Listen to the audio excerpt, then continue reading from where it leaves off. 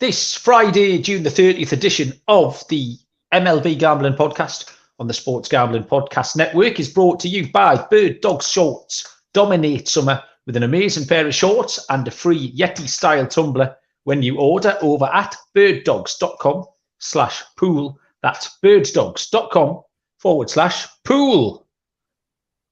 Welcome, everybody, to the MLB Gambling Podcast on the Sports Gambling Podcast Network. My name is Malcolm Bamford, coming to you from Newcastle upon Tyne in the northeast of England.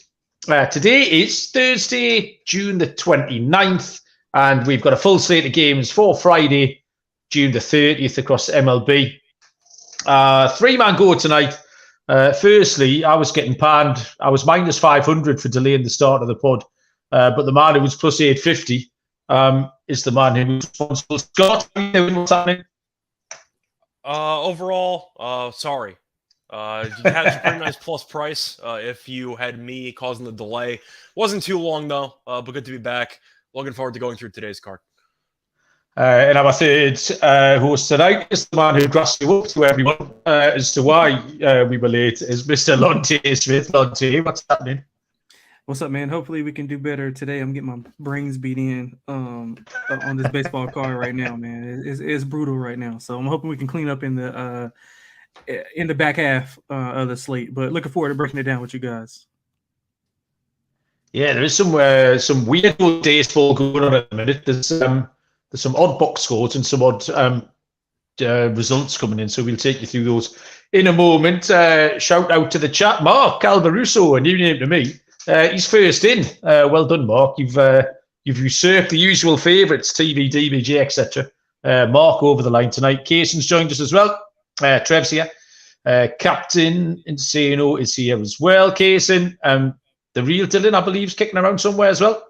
Svi's here as well. So, yeah, good evening, everybody. Thank you very much for joining us. Yeah, weird old baseball action. We've got some odd box scores in that Kansas City scored 4 runs on 6 hits. They beat Cleveland, who scored 3 runs on 13 hits. Cleveland absolutely cruising. Bieber was cruising. Got lifted after around about 81 pitches, according to Scott. And Kansas blew that. The Detroit Tigers beat the Rangers. The Rangers nearly mounted a rally in the 9th inning, but the Tigers have beaten the Rangers. Someone in the chat had that as well. Trev, I think it might have been. Oh, actually, Trev's posted his picks there. Tigers money line, Tigers first 5, and the Padres Pirates over 8.5. The Padres were absolutely cruising 4-0. Pittsburgh weren't in that game at all early on, and then the Padres blew up with some ridiculous fielding by the pitcher out the bullpen, just threw one down the first base line, and everybody scored.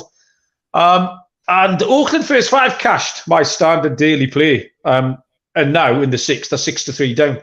So that's worked out. Scott's angered by the Tampa Bay Rays scoring all the runs tonight when they scored none off Zach Gallen yesterday. It was none off of Davies yesterday. Scoring 0 off Gallen, I mean, I wouldn't have taken the 4.5. But Davies, I mean, ERA of like 15 plus the last 3 games. But yeah, they almost got there for me anyway. Siri missed the home run by about 3 feet. But yeah, is what it is. It happens. It is what it is. Looking at Friday's card, it's been a really weird week this week for games that have been off the board and pitching changes. I have just in the last 5 seconds changed 2 start pitches. I had Yu Darvish written down. I've had to change that to Seth Lugo. I had Nathan Eovaldi written down. I've had to change that to John Gray. Or are they pitching tonight? No, that is tomorrow. Yeah, so we've got pitching changes all over the place. We've got a few injuries and stuff. Also, I think this is the team starting, taking a bit of a run up towards the All-Star break next week. You've seen some players go on the injured list. Merrill Kelly's gone on the IL. Just when people get that extended break, and teams do play silly buggers in the lead up to the All-Star break. And I think we're just starting to see the start of it. So it's been a fragmented week here when we've been trying to give out the lines, but we will endeavour to do our best. I'm sure everyone in the comments will do exactly the same as well this evening, and we will start with a 2:20 Eastern first pitch between the Cleveland Guardians and the Chicago Cubs.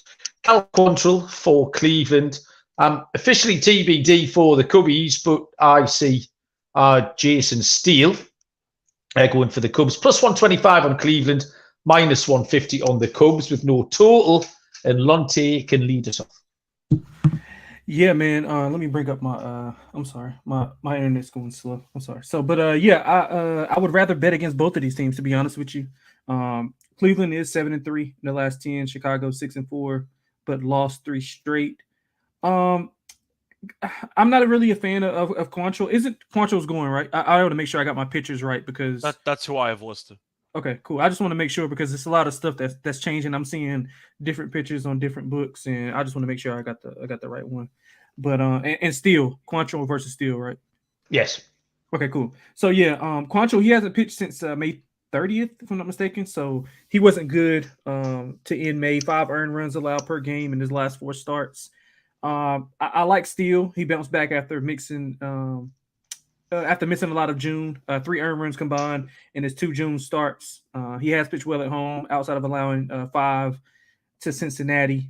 He's had 2 earned runs or less in 6 of his 8 home starts. So that's a positive here. I know that Cleveland's running hot right now, winning 7 of the last 10. I just don't believe in them on the road. I got to take Steele here. I think the Cubs bats will come alive against Quantrill, who's likely to be a little bit rusty. So I like Chicago at home. I don't have the numbers in front of me. I'll get them, but I'm pretty sure Cleveland's not that good against lefties. Okay, fair enough. Scott, Cleveland at the Cubs. Yeah, I'm going to go with the Cubs first 5. I'm not going to really overthink this. I don't trust either bullpen, but I definitely don't trust Quantrill. I don't think he's any good. Steele was very good last time out. In fact, you were there in attendance in London, and he pitched very well. So I like his current form, solid pitcher. Cleveland can't even score, and they get 13 hits. I believe they won 1 for 8 with running scoring position today. So they can get guys on base, they just can't score. But the Cubs have not been a good team recently. I've been on Philly for most of that series, so that worked out pretty well. But for the sake of this matchup, give me the first 5. I trust Steele. I don't trust Quantrill. And I still don't like Chicago's bullpen. Give me the Cubs to find a way to lead after 5. You stole my thunder there, Scott. I wanted to lead off with, Justin Steele's a pitcher I saw in person last week, because I've never been able to say that before. I wanted to sound like a real American boy when I said it. But he was great, and he has been great before that. He's generally been a favourite on the show as well. Quantrill, we're out on. It's really hard to back the Guardians, man. It's really... And tonight is a great example, because they've got some good pitching staff who do everything in their power to get them a win. And they never score enough wins for you to make it comfortable. So if the slightest thing goes wrong, it's all gone tits up again. So it's just such a fine margin with Cleveland that you never feel confident about taking them. I'd take the Cubs here. It would be the unit and a half play at a price of minus 150 for me. We will move on next after I've told you about Birddogs shorts. Today has definitely been a Birddogs shorts kind of day. Really hot and muggy here in the northeast. Birddog shorts, stretch khaki shorts, designed to fit slimmer through the thigh, give you a nice sculpted look. Slimmer fit, all that sort of thing for us middle-aged men. The anti-stink sweat wicking fabric keeps you cool and dry all day long as well. So the thing to do is go to birddogs.com, enter the promo code POOL, that's POOL, for a free Yeti-style tumbler with your order. That's birddogs.com/pool for a free Yeti-style tumbler, and you will not want to take your Birddogs off. 5:10 Eastern, first pitch between the San Diego Padres and the Cincinnati Reds. Seth Lugo apparently has got a pitch for the Padres. I saw that name 2 minutes ago. And Graham Ashcraft goes for Cincinnati. We have no lines on this at all. Scott, I think we even checked just at the top of the show, and we thought it was Darvish going. I think we have Darvish's name written down several times this week. On Fantrax, in fact, all week. He has had the little red flag next to his name. No, he hasn't had the proper white cross in it, so he's not IL, but he's been that sort of day-to-day red flag about Darvish, because he's on my pad here, notepad for Tuesday. I think he's on my notepad here for Wednesday, and he's been scratched every day. So Seth Lugo against Ashcraft, but without any lines. So what were your thoughts, Scott? For this one, I really have a hard time backing Ashcraft, but with the Reds being involved, I'm not taking an under. I'll tell you that much. I'm going to take an over in this game. We know the Reds can't pitch. They're really good at hitting. We saw that again yesterday in that extra inning game. But Lugo, haven't heard his name in a while. So I kind of wonder how he's going to pitch against one of the better offenses in the league. Ashcraft has been a disaster all season long. But Lugo has made 2 starts since returning after about a month hiatus. 5 innings, 1 run against the Giants, 5 innings, 3 runs against the Nationals. So not exactly pitching that well. Padres are 0-4 in his last 4 starts, and after they got swept by Pittsburgh, right? Yeah, I think so. Yeah, they did. If you get swept by Pittsburgh, I'm not backing you, so I'll take Cincinnati at home. But I am going to go with the over because I do think Ashcraft, once again, not a great pitcher. Tatis has been struggling a bit lately, but with this matchup, I do think the Padres have enough quality bats to have some success against Ashcraft and the bullpen. Give me the over. I think you'll see another high-scoring game. Yeah, makes sense. Lonte.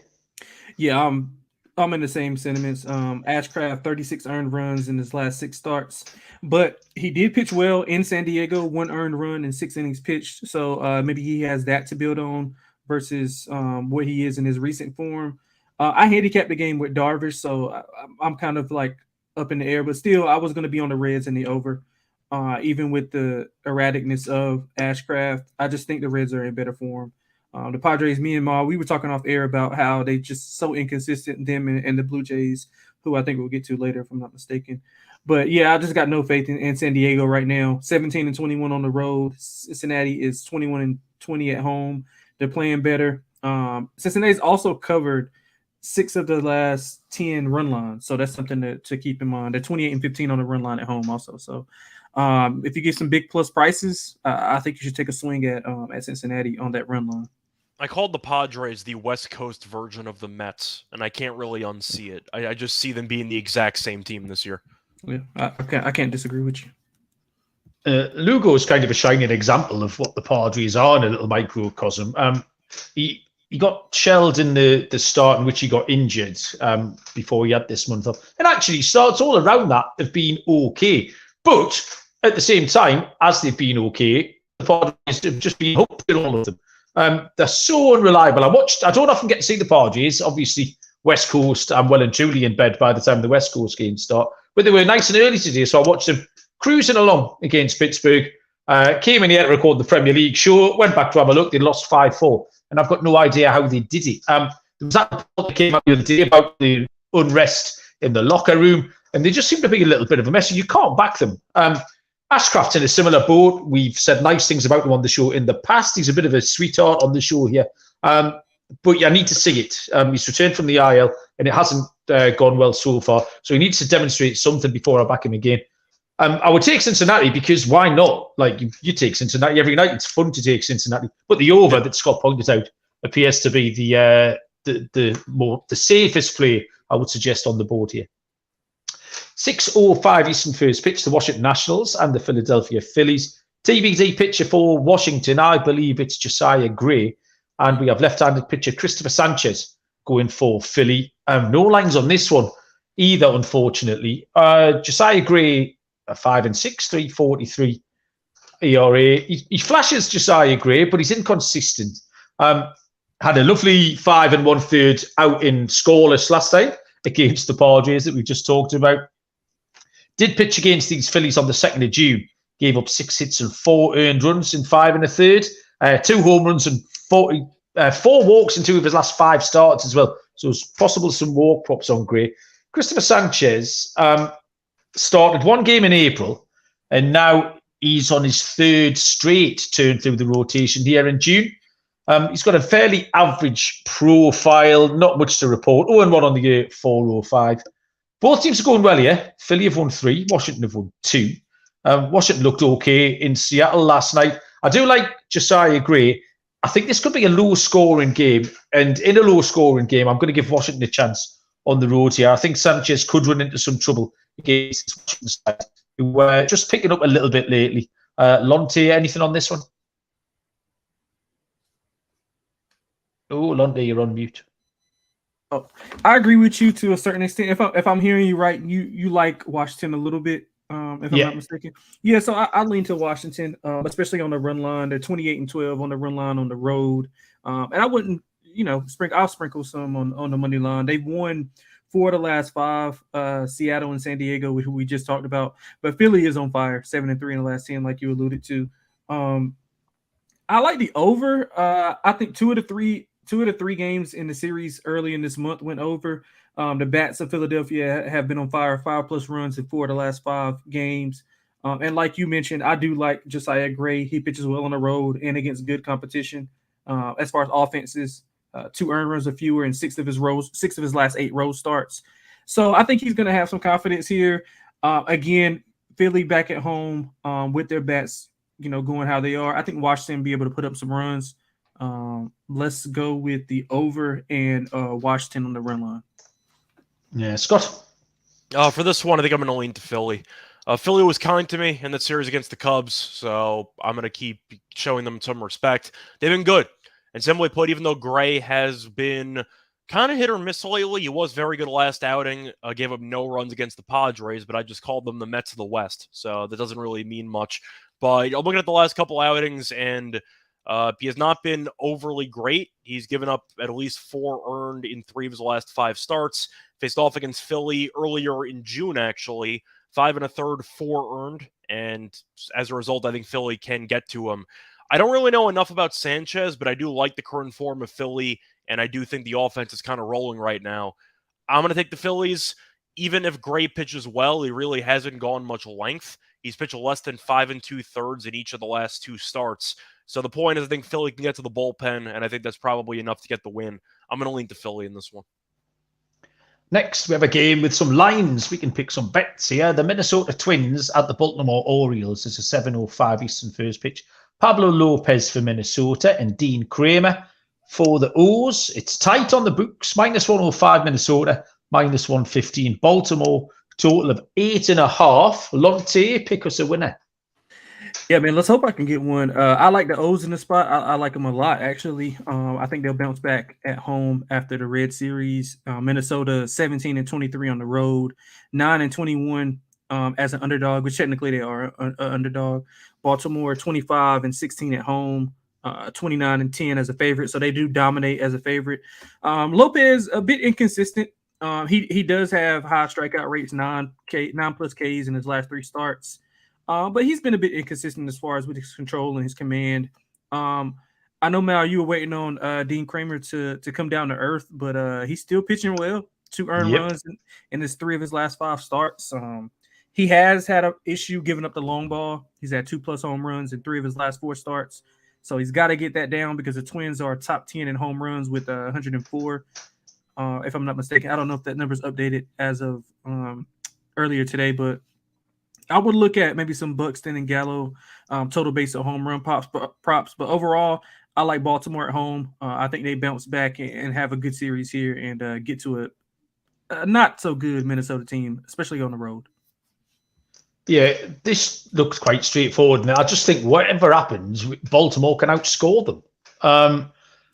Kramer isn't the only Baltimore pitcher that I've been waiting to come down to earth. I've got a bit of a list. It's just not happening. So I'm happy to take my medicine and side with them, try and reclaim some of this money back. Lopez has been bad at last few starts. Kramer does give up a few. He does get plenty of run support, though. And like I say, Baltimore can outscore him, however many Minnesota get. So, yeah, I'll take the -115 and side with Lonte and Baltimore, Scott. I'm going to go with Baltimore as well. I think the pitchers are relatively even. Kramer's been okay, but I do think, once again, Baltimore is just the better team. Minnesota, not that great on the road. Baltimore has been very good at Camden this year. So I'm going to go with the Orioles. I think they'll find a way to get it done.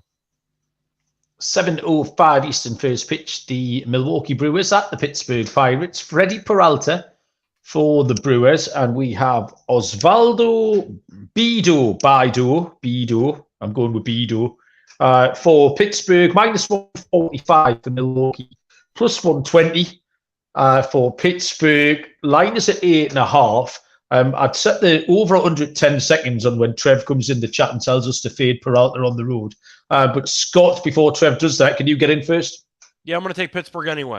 I'm going to take them with plus money. They're not a good team, but they've been playing better lately, and they just swept the Padres.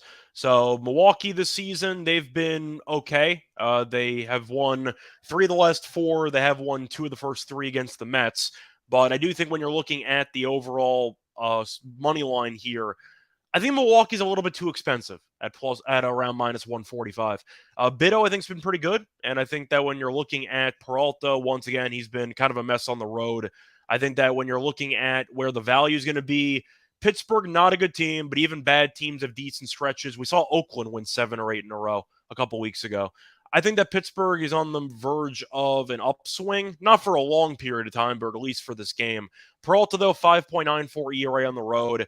And Pittsburgh actually just saw him. He pitched well against Pittsburgh on the 18th, but since Pittsburgh just saw him, I do expect Peralta to struggle a little bit more. Give me Pittsburgh at home on the money line. Lonte, Brewers at Pirates. Yeah, short and sweet here. I like the Pirates as a home dog here. Like Scott said, I don't trust the offense of Milwaukee, especially on the road. Bottom 5 in pretty much all offensive metrics on the road. They strike out a lot. Now, I mean, Bitto, he doesn't have the greatest stuff, but again, it's Freddie Peralta. He's serviceable. So. Yeah, he is. He's serviceable enough. I mean, against a lineup like Milwaukee, I think he'll be fine. But either way, I think this is like Scott mentioned, it's too expensive. I like the plus price with the Pirates at home. Completely agree. Yeah, it's another team right here, Pittsburgh at home.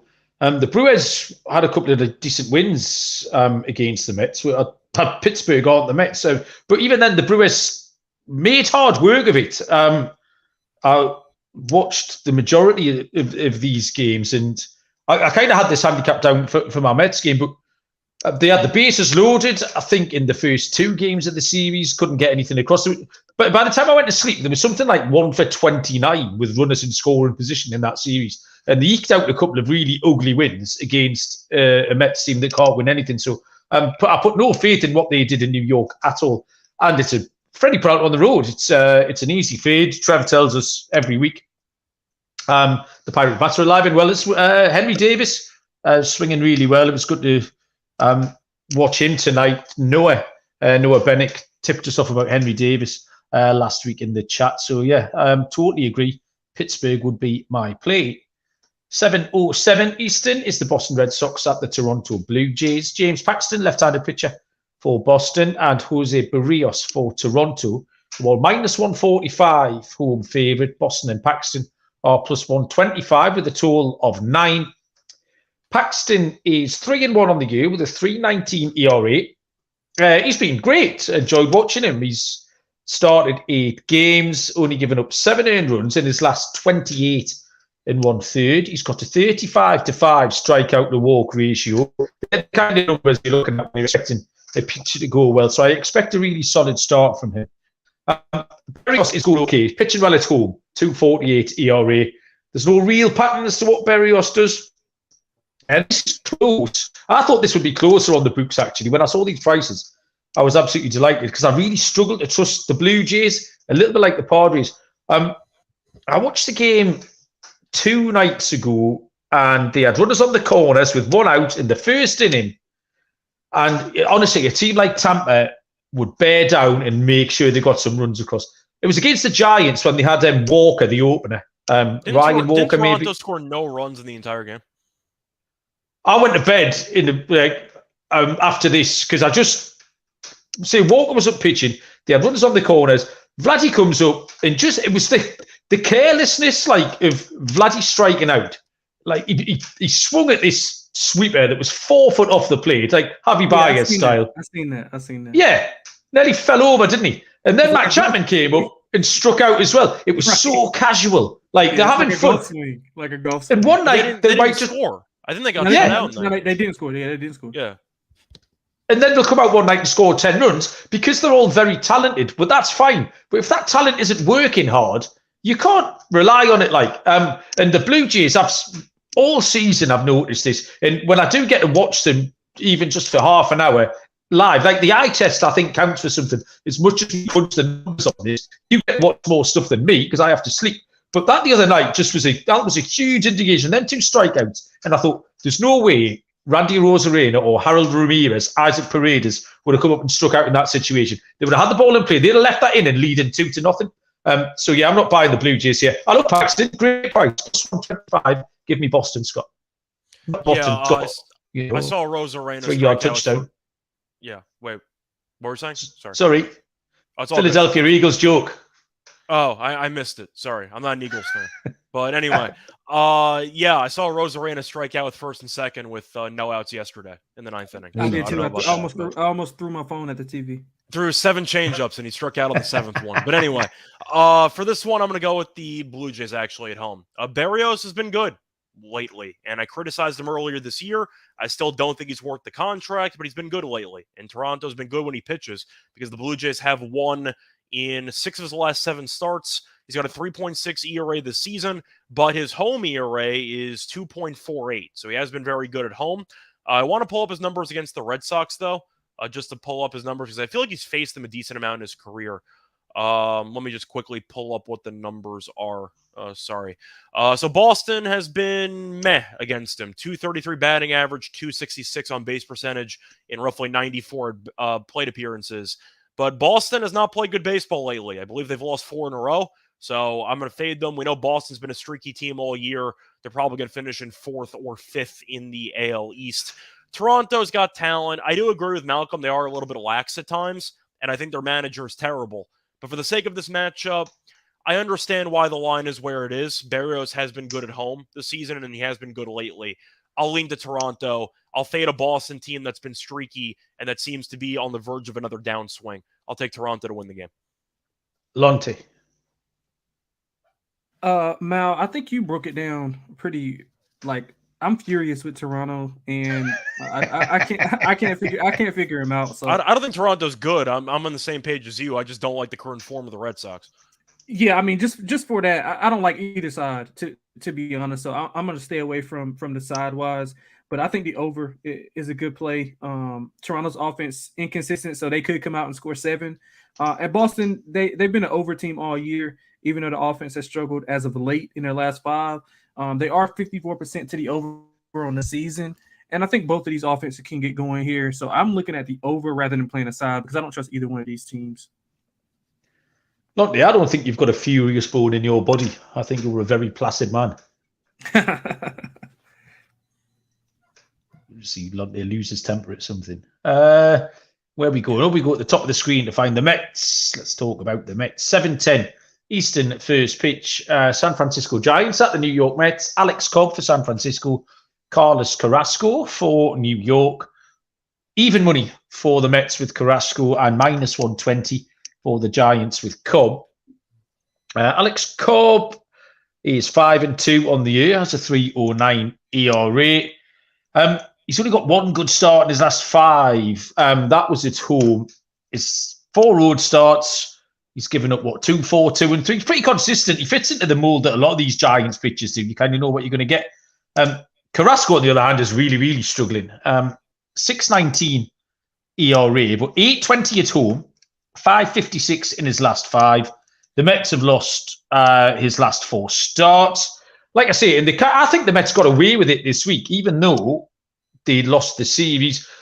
Verlander loaded the bases early on, didn't get hit. Peterson loaded them in the game that they won. Senga struggled yesterday. The Brewers couldn't put them to bed. The Giants are a different proposition to the Brewers. Carrasco runs into similar problems, and there's no reason why he won't. I think the Giants will put them away here. The Giants are top 10 runs, homers, RBIs. I can only see runs here. I would lean towards the over 9, but I'm happier with the San Francisco Giants at -120, Lonte. Yeah, I couldn't agree more with you. One of the hottest teams in baseball. They win games. It doesn't matter how you want it. They can do it. Low scoring, high scoring, bullpen game. The starters, they can win any kind of way. They're excellent on the road, 22-16. And you mentioned with Carrasco, I mean, he hasn't pitched over 4 innings in his last 3 starts, allowed a home run in 7 straight games, and 8 out of his 10 starts this year. So he's given up a long ball. I would look at some Lamont Wade and some of those guys in that line at the top of that lineup for some home run total base props. But I couldn't agree more with you, man. I like San Francisco. I think it's a cheap price, especially with a inconsistent, non-existent Mets team with the payroll higher than our U.S. government's debt. Scott, you're not taking the Mets, are you? I'm not going to. I do want to point out, though, that Cobb has not pitched in a while. He's coming off the IL, so it's his first start in roughly 17 days, which is always a tricky proposition when you want to back somebody who hasn't exactly pitched at a major league level in a while. So there might be a bit of rust involved. Carrasco's been a mess, though, so I would rather take the Giants team total over in this game, because even if Carrasco pitches decently, you never know what Buck's going to do with the bullpen. He's still using Ottavino. He's still using a bunch of random guys. Brigham's been a mess. He still pitches all the time. The one thing I will point out, though, is that Carrasco's actually had success against the Giants' active batters. A lot of success, actually, but that might have been when he was a younger and more, I'd say, skilled pitcher. I don't think Carrasco has it anymore, just simply put, and I think Mets fans would agree. But I think Cobb's going to pitch decently. I'm not sure how long he's going to pitch, but I am going to lean to the Giants at that price. I feel better about the team total, though, and the over, because I do think, once again, with Cobb not pitching for a while, you might see him struggle. But at this price, I'll keep fading the Mets. I mean, we faded the Mets in the Senga start because they were favored and said, why are they favored ever? Because they blow every game, and they managed to lose another game. So nothing's really going to change from my thought process here. I'll link to the Giants, but I am going to go with the Giants team total over and fade Carrasco while kind of ignoring Cobb in the process. Just as a little note on that, Lonte mentioned the Giants bullpen days, and you're saying Cobb might not go very long. I think the Giants, just off the top of my head, they're either 7-0 or 7-1 in bullpen games. I saw they talked about Walk the other night. We've talked about Shane Mclanahan, who was struggling to start coming as a long reliever. So when the Giants are putting bullpen games together, that's something to watch. Could even turn into one tomorrow if you want to go 2 or 3 out with Cobb if he's a little bit rusty. But Giants with a bullpen game are a wagon. So yeah, we'll keep an eye out for that next week. 7:20 Eastern first pitch, the Miami Marlins at the Atlanta Braves. I have Brian Owing for Miami and officially TBD for Atlanta. Jared Schuster is the pitcher. I think it might be, but I have no lines at all for this one. None of us do. Lonte, anything for the Marlins at the Braves? I'll make it simple. I think I speak for all three of us when I say you don't want to bet against the Braves right now. I don't know how you bet against them at all, especially at home. They're 27-16 at home, and this is their averages at home. So at home, they're fifth in batting average, 4th in runs per game, 2nd in slugging percentage, 1st in home run percentage. All of that is at home. They've won 4 of the last 5 this year against Miami, including 3 straight where they outscored Miami in Miami 26-9. So I have no idea how anybody can go to the window or go in your app and place a bet against Atlanta right now. I have no idea how. If you do, more power to you, but it won't be me. I think me, you, Mal, Moonoff, me, Scott, Mal, Moonoff, and Dylan can go out there as relievers and get a win with the Atlanta lineup we got. So yeah, that's my Braves rant for today. Well, Lonte, you've set me right up there because I'm taking Miami here. Man. You've absolutely sent me to the shops there. Brian Hoeing, too nice. If short starts, I understand that. And Schuster's not great. He'll pitch 5 innings and give up 3 or 4 earned runs. It's what's going to happen. So if Hoeing can go okay, Atlanta have won 5 in a row. Miami have won 4 in a row. I'm going to take Miami here. Much to Lonte's chagrin. Scott? If I was going to take Miami, it'd be the first 5. But in reality, maybe Miami first 5 team total over. Maybe get it at 1.5, and you can just fade Schuster and hope they score a couple of runs. I'm not going against the Braves at home. I'm just not going to do it. I said earlier this week, I think the Braves are the best team in the league. Not a hot take. They're the favorites, the betting favorites to win the World Series. It's one of the best lineups I've seen in a long time. There's a couple of lineups, historically speaking, 27 Yankees is always viewed as being the best lineup ever assembled, etc. It is so dumb how good this lineup is. You have Michael Harris batting 9th. What is this lineup? Everybody contributes, and they could even give Murphy some days off, and they still dominate. This team is so good.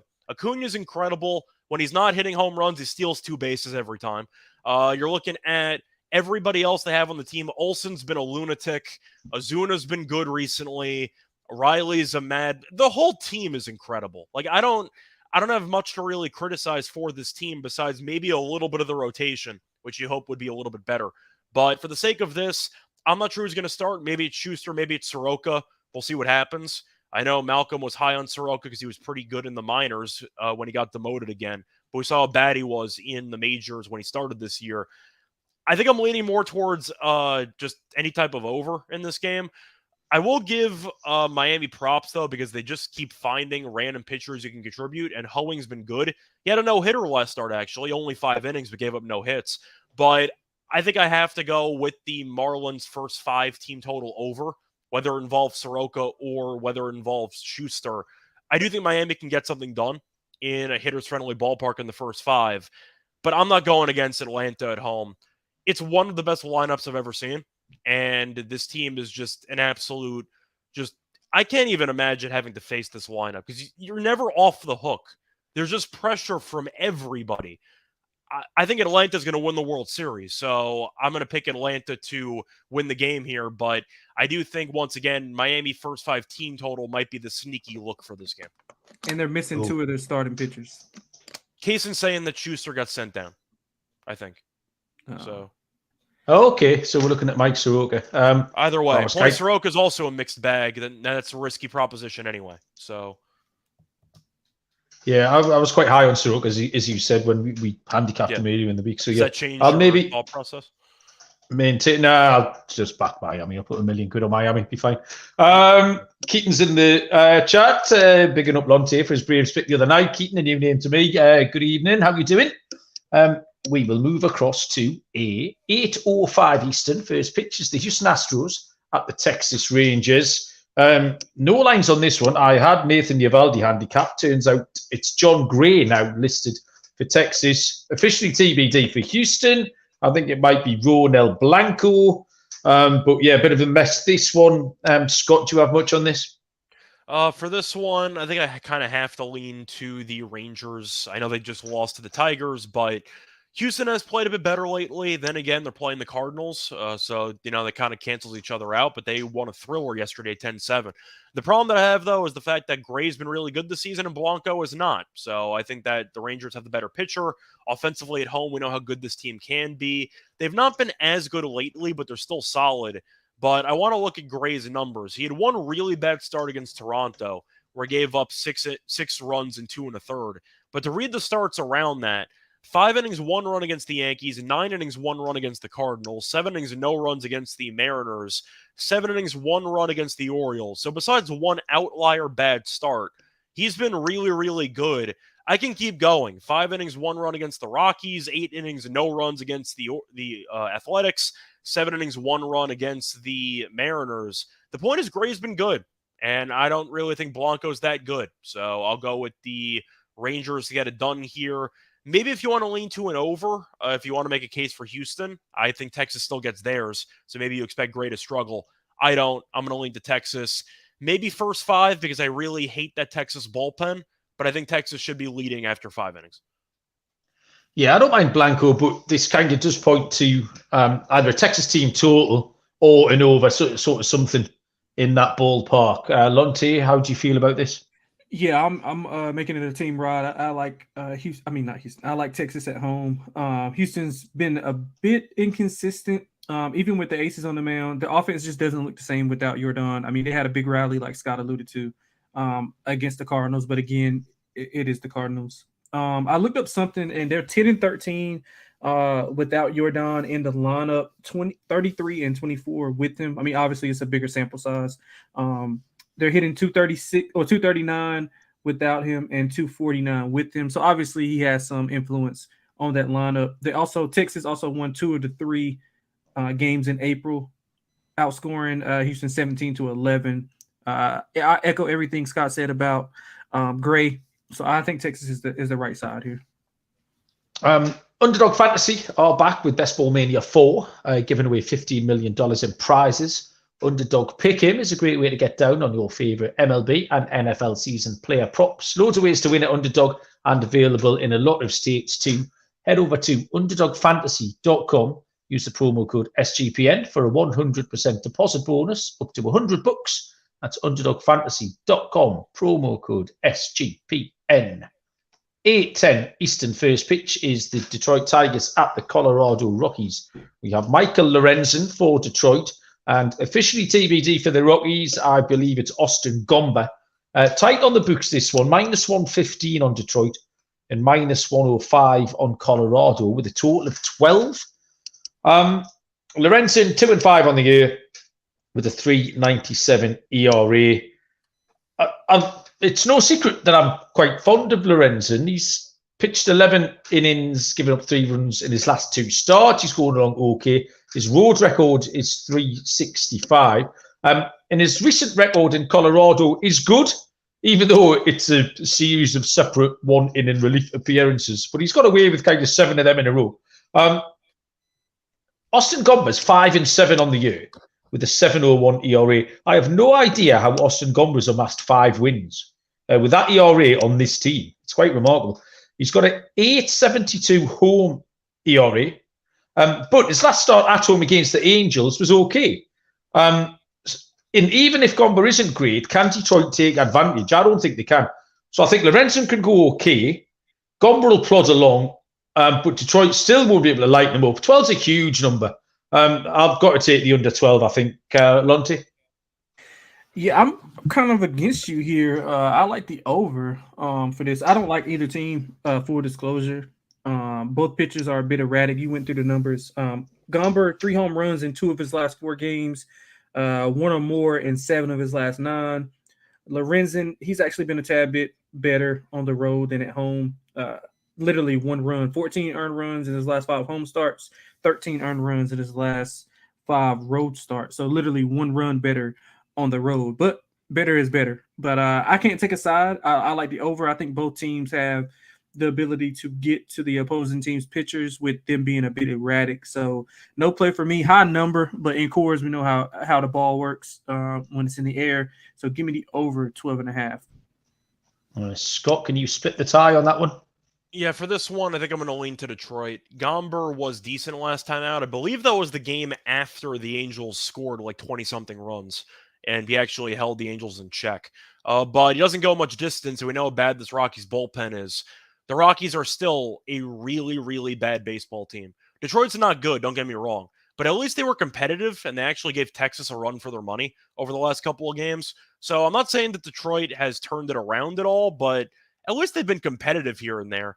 The Rockies had a pretty interesting series against the Dodgers, but I just have no faith in the Rockies bullpen, and I think Lorenzen's been pretty good. Even if Gomber pitches well, I don't expect him to go much length, but Detroit did pretty well against Texas. They scored 8 runs in the Thursday game. Torkelson had 2 home runs. Maybe he goes yard again in this game, but I think Detroit gets it done. I think it's a pretty cheap price for what could be the better starting pitcher. You never know when a pitcher travels to Coors with a bunch of 1-inning relief appearances, but for the sake of this game, I'll lean to Detroit. I think they're in better form right now than Colorado. I think Colorado's just an embarrassment, to be honest. So I'm going to go with the Tigers at a relatively cheap price, and hopefully the Rockies bullpen implodes. 8:10 Eastern first pitch. The LA Dodgers at the Kansas City Royals. Bobby Miller goes for the Dodgers, and it's Jordan Lyles Day. Moon, I have to be pleased to hear, for the Kansas City Royals. -225 on the Dodgers, +177 on Kansas, and a total of 9.5 for Lonte. Yeah, make it short and sweet, man. I like the Dodgers team total over. Jordan Lyles did get off the snide. He got a win against Tampa Bay, one of the better in Tampa Bay, actually one of the better home teams, one of the best home teams, if not the best in the MLB. But all that, he still has 17 earned runs in his last 4 starts. So I think the Dodgers are going to mash him. And I like the Yerfie, the Dodgers team total over in the first 5 and the full game. I think it's pretty simple with this game. What do you think? Do you know what? I feel I'm going a bit contrarian to you, particularly Lonte, on all of these. I'm taking the under 9.5 here. Bobby Miller's had 2 shockers his last 2, but I think better days are ahead for him. And this is Kansas City. I watched that Jordan Lyles start last time. I think I took the Nerfy just because the Yerfies were too heavily juiced. And I sat and watched it before I went to bed, and it cashed pretty easily. Lyles is doing better lately. So, yeah, I don't think Kansas can score many runs. The Dodgers would have to score them all by themselves. And I don't think they're going to get. They're not going to absolutely shell him. You might go for a few, but the under 9.5 just looks too big. So yeah, I'm going to take the under. Scott, we've got a tie again. What have you got? Yeah, for this one, I think I'm going to go with the Dodgers on the run line. Miller was not great his last 2 outings, but he's been very good on the road this season. So far this season, .82 ERA on the road. But Kansas City won an extra innings game against the Guardians on Thursday. It was a bit of a miracle they won because Cleveland had so many chances to blow the game open, and then they blew it. But still, the Dodgers, I just think, are the better team. And even though they're not the greatest team on the road, especially pitching-wise, I do think Lyles is a prime candidate to get shelled here. The Dodgers have a lot of power. I think they'll be able to take him deep a couple of times. Maybe Mookie takes him deep. Maybe Freeman. Maybe you see JD Martinez, for example. Point is, I do like the overall lineup that the Dodgers still have. Kansas City's bad at everything. I mean, there's a reason why they're a bottom 3 team in the league. Even in the first couple games of that series against Cleveland, I mean, they can't score, just simply put. So I understand your under angle because the Dodgers have to do a lot of the heavy lifting. So I'm hoping that you're right, but I'm also hoping that means the Royals only score like 1 or 2 runs. Give me the Dodgers winning like 5-2, something like that. I'll take the Dodgers on the run line. Well, yeah, the last 90 seconds of our lives have just been entirely futile because Jordan Lyles has been pulled from the game, apparently, through sickness. Alec Marsh, apparently. This is good. This is our beat reporter, Kason Hightower, who's given us all this information as we speak. So, just pretend the last 2 minutes didn't happen. Wait, so you're telling me that so the Royals are calling up, is he being called up or he's being promoted from the bullpen? I've got no idea, mate, off the top of my head. I'm just saying, if it's another prospect... I think he might be getting called up. Okay, so if it's another prospect being called up, then I'm definitely on the Dodgers because the Royals can't develop any pitchers. So I'll go with the Dodgers. Can they develop anything besides Bobby Witt? I don't even know if they can develop Bobby Witt, by the way. There needs to be a conversation to be had. I know he can steal bases, but he's been kind of bad this year. And I don't know if people are talking about it. But I don't know if they can I don't know if they can develop anybody. That's a separate story. 8:15 between the Yankees and the Cardinals is something we can't talk about. Luis Severino for New York and left-handed pitcher Matthew Liberatore for St. Louis. -115 for the Yankees, -105 for the Cardinals, and a line of 9.5. Scott? I'm actually going to lean to the over in this one. The Yankees, I've roasted their offense all season long. Maybe it's just because they faced off against Oakland, but they've scored 10-plus runs in each of the last 2 games. They also had a perfect game, so shout out to German for getting the perfect game there. But still, Severino's not been great this year, 5.25 ERA. Liberatore has not been good either, 5.6 ERA. The Cardinals offensively, I know they got really just embarrassed by Steele. Besides that game, they've been decent, though. They've scored 7-plus runs in 2 of the last 3 games. I'm going to lean to the over. I just think that you're going to see runs. Severino, once again, has not exactly been good this season. And he was pretty good his last outing, 6 innings, no runs against the Rangers. But on the road, he's been especially bad. And Liberatore, once again, I'm not sold on. But Severino has given up 18 runs, 16 earned in 18 1/3 innings on the road. So I'm going to lean to the over. I think you'll see runs here. I'm going to lean to the Yankees. I don't feel great about it, though. But I'm expecting a bit of a higher scoring game in this one. Lonte. Yeah, I'm going to slightly disagree, but I don't feel great about either one. I'm not betting this game. That's just my lean. Yeah, I don't feel great about it, but I'm going to lean to the under. With both teams, playing to the under in their last 10. I know that the Yankees have woken up, but again, it is Oakland, and while St. Louis is bad, they're not Oakland bad. Both pitchers a little bit erratic, but I think Severino can settle in. You mentioned it. He pitched well against Texas, 5 hits, no earned runs. But I need to see a little more consistency. I need to see him a little more against several different types of opponents. And Liberatore, 4+ earned runs in 3 of the last 5. But I think at home he'll be a little bit better. And the Yankee lineup probably be overvalued after these 2 performances against Oakland. So I lean under, but I also lean to the Yankees as far as the play. So I don't fully disagree with you, just on the total. Yeah, I've got the first 5 over and a full game over here. The Severino 6 scoreless against Texas was the outlier for me. It was minimum 3 earned runs or more before that. Liberatore pitched okay out with the pen, but his starts have been poor.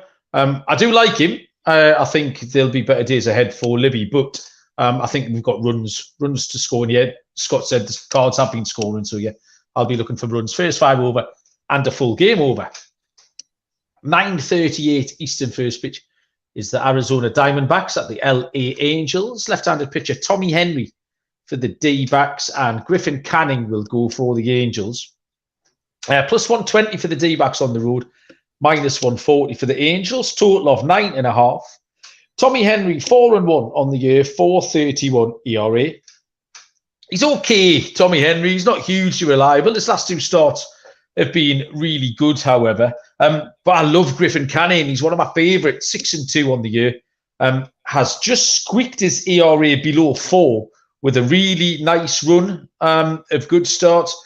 Gives up the odd homer, has a problem with a long ball still. So some D-back home run props, which are always in play, still apply against Cannon here tomorrow. But his whip is great as well. He doesn't allow many ducks on the pond. It's hard to take the under with either of these offenses. Diamondbacks have just been consistently good, and the Angels can explode at any time with the talent that they have. So yeah, I'm going to take the Angels here. I think Canning. It's a play on Canning really. Henry, I don't mind, but he's kind of unreliable. But I am quite high on Griffin Canning. So the Angels for me at minus 140. Lonte.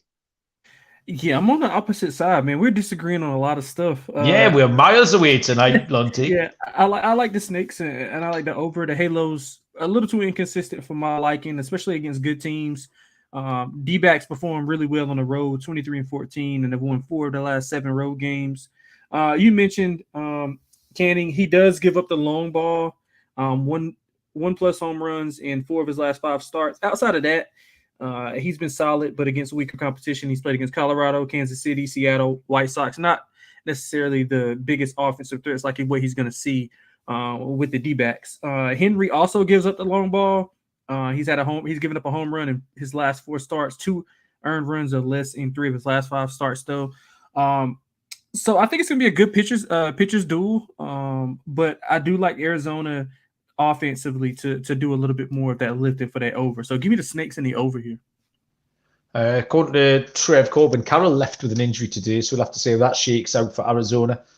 Scott, thoughts on this one? Well, unfortunately, Carroll got hurt, which is not a fun time. But I think I am going to lean to Arizona, just because you're getting them at plus 120 and change, and they're just a very good baseball team. The problem that I have with Arizona, though, is still the same problem that I had with them for the first couple of weeks of the season onward. Can you just trade for a closer already? Like what are you doing? Right. I'm in Texas, man. I have no idea. The game yesterday was a perfect example of that. There's no way you should lose to a team that you're shutting out for 8 innings. Like that just shouldn't happen. So their bullpen is still a mess. I'm aware that's a problem, but I know Canning's been good. Henry's been pretty good the last 2 starts, though. Last 2 starts, 6 innings, 1 run against the Nationals, 6 innings, 2 runs against the Guardians. Now, the counterpoint is it's the Nationals and the Guardians. Both teams can't hit, so you shouldn't be celebrating too much. But I'm going to look at the Diamondbacks here. You're just getting a good team at plus money. I just think it's a good investment long-term. With Carroll being out, though, that does kind of change a few things, because I doubt he's going to play in this game. If he left early as a precaution, I doubt he'd play tomorrow. They might give him the day off and then let him play the weekend. But I think I'm going to lean to Arizona just for the plus price. The Angels they're a meme in the sense that they're the classic, Ohtani and Trout both hit a home run and the Angels still lost 8-5. Like, I feel like that's what you're in line for every single time. So even when Ohtani or Trout or both do well, they seem to always lose games anyway. Now, this year they've been better at it, but I still don't trust them. I'm going to lean to Arizona. If you're going to give me plus 120 with a division-leading team, I'm going to take it because I like the value. So I'm going to hold my nose and take the Diamondbacks plus money. I am out on a limb on everything for this card tomorrow night. This next game is a mess. 9:40 Eastern first pitch. The Chicago White Sox at the Oakland Athletics. I've got no picture for the White Sox and 2 pictures for the Athletics, which might be their best way of winning a game as it goes. We've got Luis Medina or possibly Hogan Harris going for Oakland.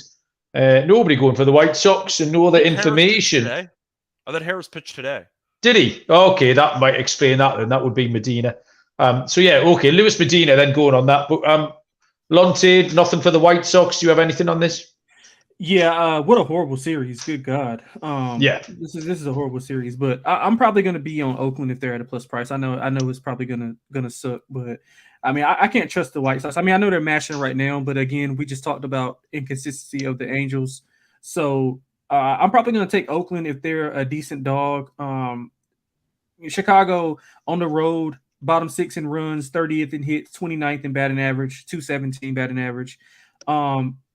White Sox also 15 and 27 on the road. Oakland has covered 6 of the last 10 run lines, so I'm likely to lean that way and sprinkle a little bit on the money line. But what a horrific series! Good God. Oakland first 5. It cashes every night. They would cashed again tonight. They're now 10-3 down. But the Oakland first 5 got over the line. I've got absolutely nothing on this. I'm not even going to venture a pick, Scott. I'm going to go with the White Sox. I got to see what the line's going to be, but at least the White Sox have shown some life lately. Oakland got perfect gamed by Domingo Germán, and they're down 10-3 the game after. I've said several times the worst baseball team I've ever seen, and nothing's going to change with me on that. Oakland is 10-30 straight up at home this season. I'll take Robert to hit a home run. Hits a home run every night. Might as well. If you want to hear something funny, as bad as the White Sox have been, they're only 5 games out of first place. That's how bad that division is. It's a brutal division. They're 5 games out of first place, as bad as the White Sox have been. Scott, real quick, what's the odds that we can get Roberts from the White Sox? I know they're going to be sellers.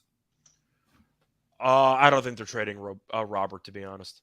Hey, man, it's the Yankees, man. We throw $1 billion at them. I think the Yankees are going to try to stay with the current prospects. I'm not even sure who Chicago would consider giving up.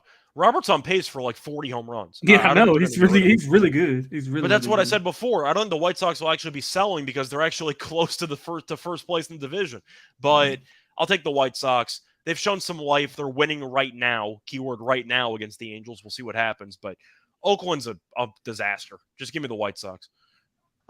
Cason's tipped us off that it's going to be left-handed pitcher Tanner Banks going as an opener. Tanner Banks has started the last 2 games in that opener role, 2 2/3 and 3 2/3. Has given up runs and hits across all of that. So coming into the season with an ERA of 4.50, which is kind of workable. But yeah, not particularly reliable. So Oakland might score some runs here. This could be an over. This could finish sort of 7-4 in favour of the Chicago White Sox, something along them lines. Last game we've got here this evening is a 10-10 Cowboy time Eastern first pitch between the Tampa Bay Rays and the Seattle Mariners. Shane Mclanahan, left-handed pitcher for Tampa, and Bryce Miller.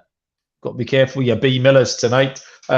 Bryce Miller will go for the Mariners. Plus 115, home puppy Seattle. Minus 135, the Tampa Bay Rays. Total of 7.5. Scott? Yeah, I think this line is just too low. Seattle's a team that I don't think is particularly good. They're not awful, but based on preseason expectations, you thought they'd be a lot better.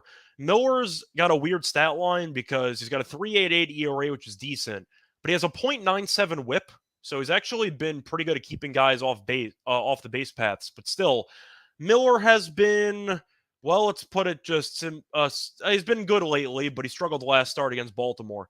But I do think, once again, Mclanahan, I know he got injured a week or 2 ago. Now he's making another appearance, but we know how good he can be. Seattle just strikes out so often.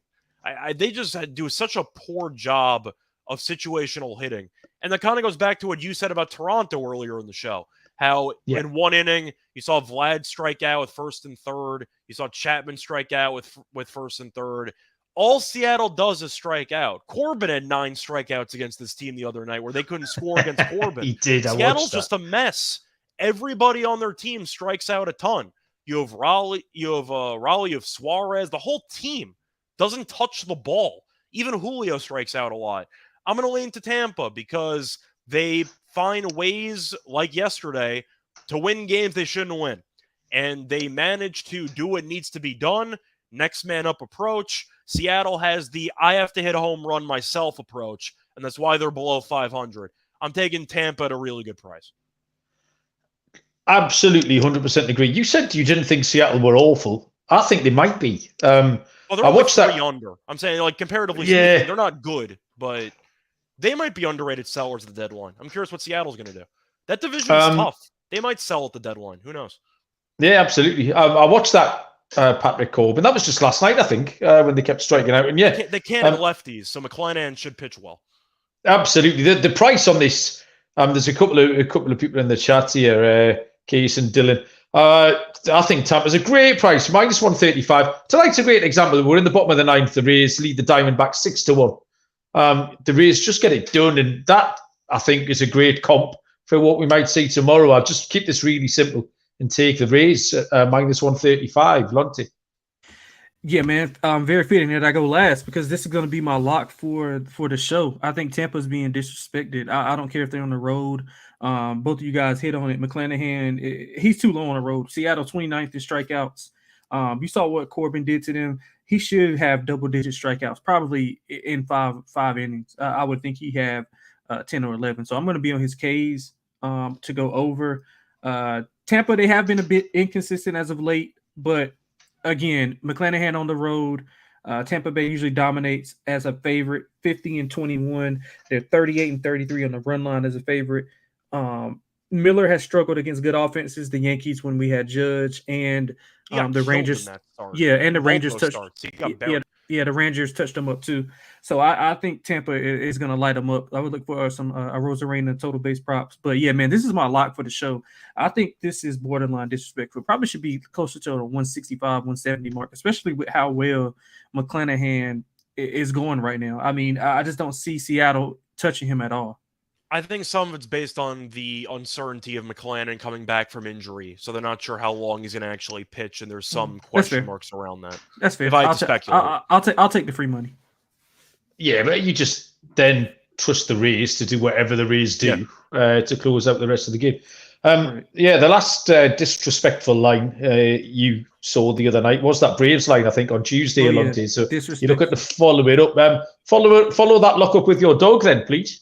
Yeah, so I'm going to go with the game we just briefly touched on, and I'm going to go with the D-backs on the road. They're getting a plus price against the Angels.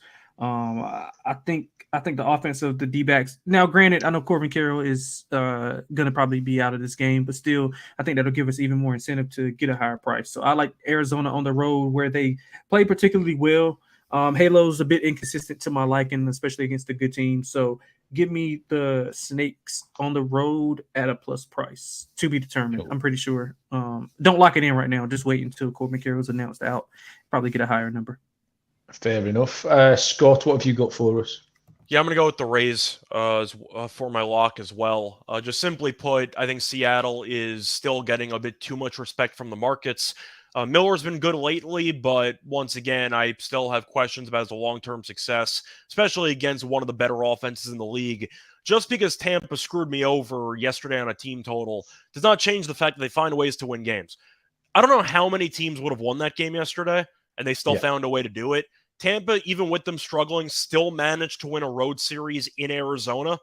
That's still impressive, no matter how you slice it. So I'm taking Tampa. This line feels too short. Even if McClanahan does not pitch well, I still don't really like Seattle's bullpen, and I do think that when you're looking at what Tampa does really well, they're really good late in games at rallying. Seattle does have a very good bullpen ERA, fourth best in the league, actually. But Tampa's bullpen, we know, is usually pretty good as well. So I was torn between Tampa first 5 and Tampa full game. I think I'm going to take full game on the slim chance McClanahan maybe doesn't have it, once again with the injuries and stuff. So I'll lean to Tampa anyway. I think they'll get the job done. Give me Tampa on the money line as my lock. Did you give us your dog there, Scott? No, I was just going in order. So that's going to be my lock. For my dog, what do I want to pick here? I feel like I mostly like favorites on the card today. That's why I'm trying to figure out what I want to do. You know what? I'm going to take a stand here with what I think is a pretty fun play. I believe Pittsburgh's gotten buried by Milwaukee on a regular basis in the last couple of years, but I'm going to take Pittsburgh in this game against Milwaukee. I'm not a fan of Peralta on the road, and I do think that Pittsburgh playing pretty good baseball lately Small sample size, but still, they ended up sweeping a series at home. Milwaukee's been in the middle of a pretty long road trip. They are finishing up a 4-game set against the Mets in New York. Series before that, they were in Cleveland. So they're about to play 7 straight road games into a road series in Pittsburgh. Bitto's been okay. Peralta's not exactly been great on the road. I think it's a pretty good price for a team that kind of woke up offensively over the last few days. Give me Pittsburgh on the money line. But I am aware in the last couple of years, Pittsburgh has not been very good against Milwaukee. But you know what? Something's got to give. Give me Pittsburgh money line. Yeah, Pittsburgh made it onto my short list of 2. But I've actually sided as my dog with Boston, plus 145. Sorry, plus 125 Boston. Paxton's been going really, really well. And I do have a little bee in my bonnet about the Blue Jays, you might have noticed this evening. So they've got Berrios going. I'll happily take Paxton and a little punt on Boston. They have been on a bit of a skid. Maybe they can snap out of that some tomorrow. And for my luck, I really like Baltimore at home to Minnesota. Dean Kramer against Pablo Lopez. Lopez hasn't been going very well. Kramer might give up a few, but Baltimore can just outscore Minnesota. It's really quite straightforward. And I think they've got a pitcher in better form. Baltimore at home as well. So, yeah, Baltimore minus 115 is a great price. That will be my luck. And ladies and gentlemen, boys and girls, we did it. We got to the end of the show. Lonte, anything we need to tell the people about before we go? Nah, man. Hopefully, I can get back on track with some good fortune in the backside of this card today, and looking forward to the card tomorrow. Hopefully, we can get on the right side. Scott? Yeah, I'm just waiting for WNBA action tonight. That's where most of my action lies. But besides that, perfect game yesterday. I saw the last 4 or 5 innings, which I thought was pretty cool. It's against Oakland, though, so it counts as basically half a perfect game, right, with that team. But still, definitely nice to see history. And as a Yankees fan, hopefully that turns the potential season around. I'm skeptical, but either way, was cool to witness. And it's the first one since Felix about 10 or 11 years ago. Wanted to mention it because I just thought it was very cool to witness in person. I'm going to go and watch Brian Bello deal. That game's just started. Marlins at Red Sox, and I'm a big fan of Bello. Got him on a load of fantasy teams, so hopefully go and watch him pitch 4 or 5 shutout innings and maybe get a W as well. And that's that. Yeah, we'll be back tomorrow with our usual turbo episode, our Futures Friday, Lock Dog Total, whatever you want to call it. And then we'll be back in our entirety on Sunday evening. So, yeah, thank you very much, Scott. Thank you, Lonte. Everyone in the chat, it was vibrant, as always. Good to see some new names in there as well. So, good luck with all your bets. As I say, someone will be back tomorrow. Until then, we'll see you down the road. Cheers.